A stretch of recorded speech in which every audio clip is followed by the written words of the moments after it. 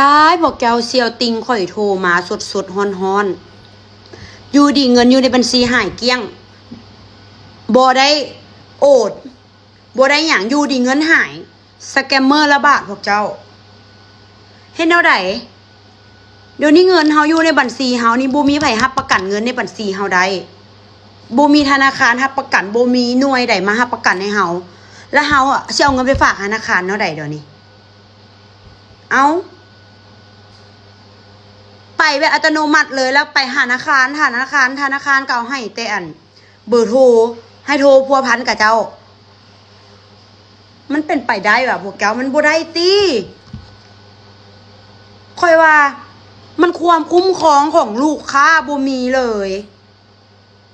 เงินเฮาอยู่บัญชีอยู่ดีหายแล้วว่าบ่มีไผบ่ฮู้มันเป็นไปได้ว่ะค่อยคิดว่าธนาคารคนออกมามีนโยบายแก้ไขเกี่ยวกับตัวนี้นะ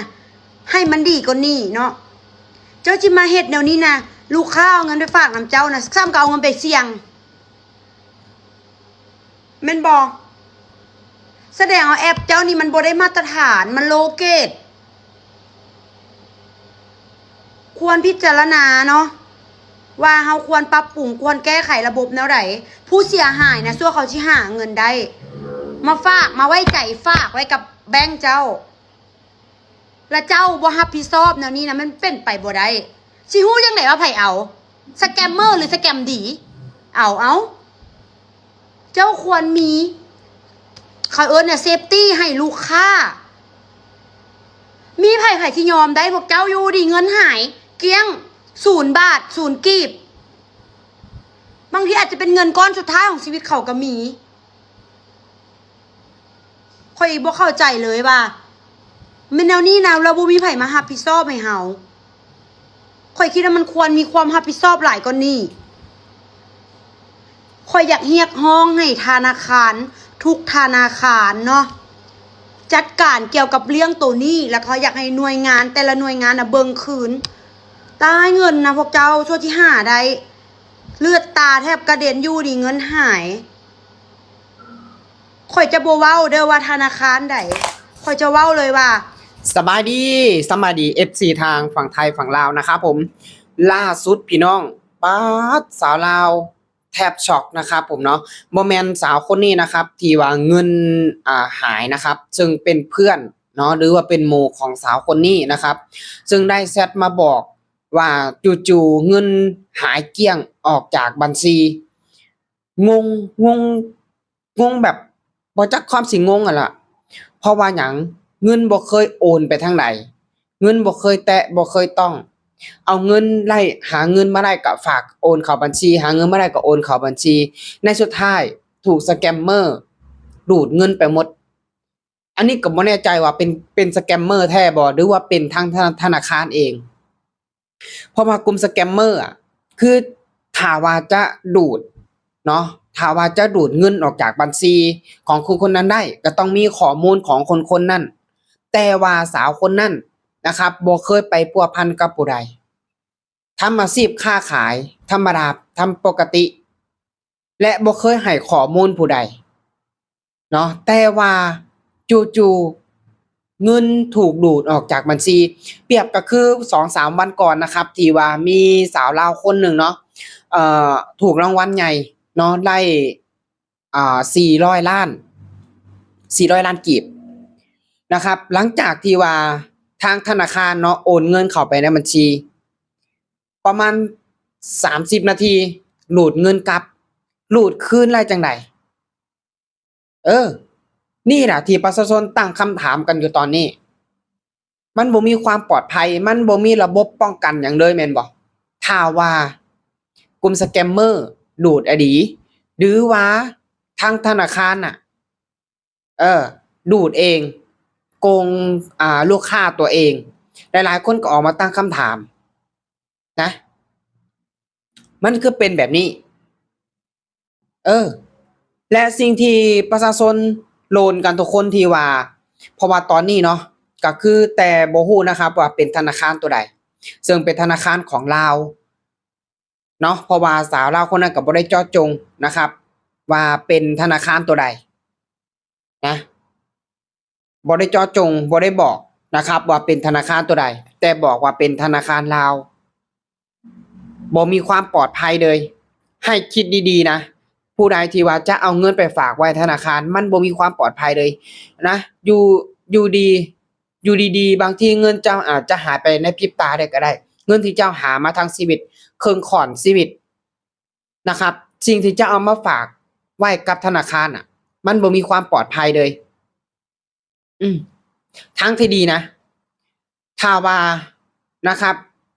บ้านเรือนแบบหนาแน่นแน่ดีๆแน่มีเงินแน่จักหน่อยแนะนำซื้อตู้เซฟมาใส่เลยดีกว่าแบบเนี้ย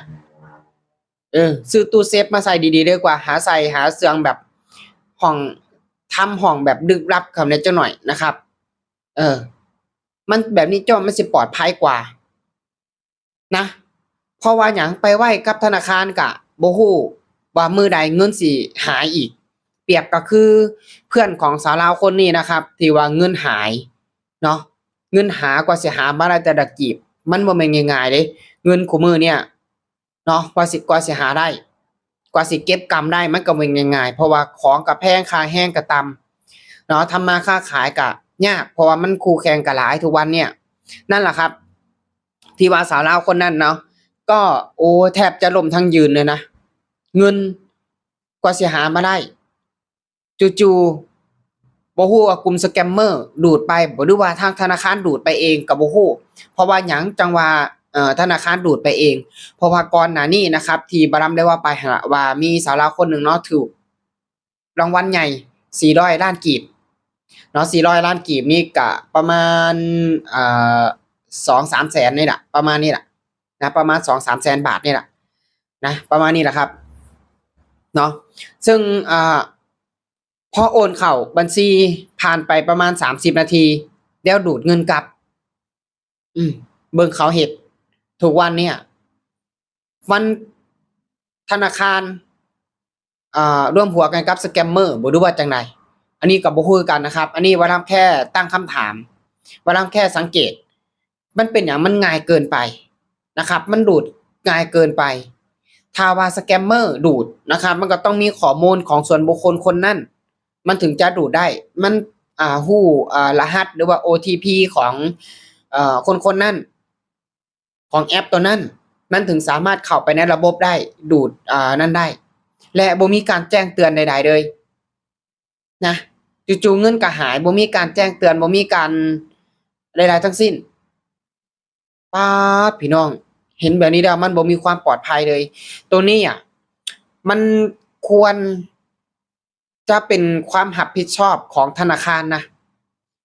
เพราะว่าหยังถ้าว่าทางธนาคารบ่ได้ดูดไปเนาะมันอาจจะเป็นที่ระบบบ่รู้ว่าของสแกมเมอร์ใดๆก็แล้วแต่เพราะว่าในเมื่อบ่มีการโอนบ่มีการถอนออกมาทางธนาคารก็ต้องออกมารับผิดชอบหรือว่าออกมาชี้แจงนะว่ามันเกิดกับปัญหาแบบใดมันเป็นแบบใดต้นปลายสาเหตุรัฐบาลไอ้บ่ผิดเนาะ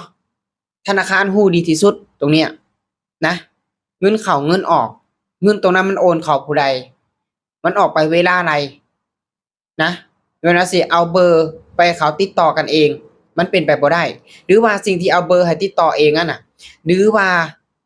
ทางธนาคารฮู้อยู่แล้วว่าคนนั้นน่ะเป็นไผนะอันนี้มันก็อีกเป็นจุดสังเกตหนึ่งนะครับพี่น้องฟังแล้วคิดกันแบบใดนะครับก็สามารถคอมเมนต์กันเข้ามาได้เนาะเกี่ยวกับปัญหาตรงนี้นะครับที่ว่าเงินหายออกจากบัญชีโดยบ่ฮู้ตัวนะครับงงคือกันนะครับพี่น้องเนาะคิดกันแบบใดก็สามารถคอมเมนต์กันเข้ามาได้นะครับผมขอขอบคุณครับ